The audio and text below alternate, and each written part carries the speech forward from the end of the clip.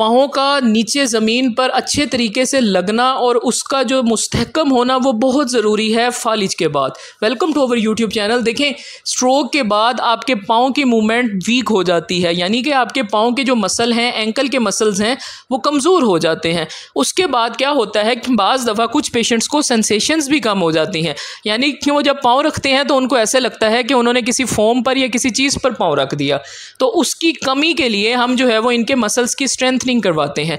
Stimulations therapy भी इनकी strong चल रही हैं, जिसमें हम इनको EMS भी अप्लाई कर रहे हैं और साथ में DL2 स्ट्रॉन्ग मसल स्टिमुलेटर भी। उसके बाद क्या है कि अब जो है वो इनकी हमने फुट मूवमेंट्स पे और स्टेबिलिटी पे फोकस किया है। अब ये देखें कि पहले ये जब इसको दबाते थे तो बड़ा थोड़ा सा मुश्किल होता था, लेकिन आहिस्ता आहिस्ता जैसे जैसे फुट का कंट्रोल बेहतर हो रहा है तो ये एक्सरसाइज इनके लिए आसान हो रही है, क्योंकि आपके पाँव की सेहत बहुत ज़रूरी है स्ट्रोक के बाद। क्योंकि जब आप चलते हैं तो आपका पाँव अगर स्टेबल नहीं होगा तो आपको गिरने के चांसेस होते हैं। तो उसको बचाने के लिए हम जो है वो इनके नी पे काफ मसल्स और इनके एंकल के मसल्स की स्ट्रेंथनिंग करवा रहे हैं।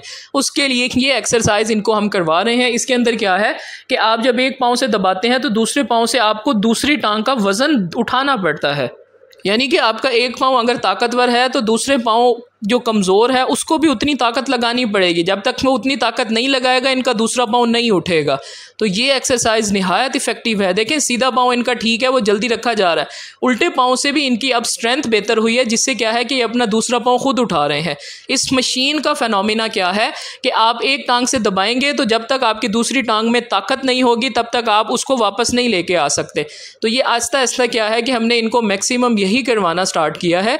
इससे क्या होगा कि इनकी एक तो टांग के मसल्स की स्टेबिलिटी बेहतर होगी और दूसरा क्या है कि इनका पाँव जो है वो जम कर रखना शुरू होगा।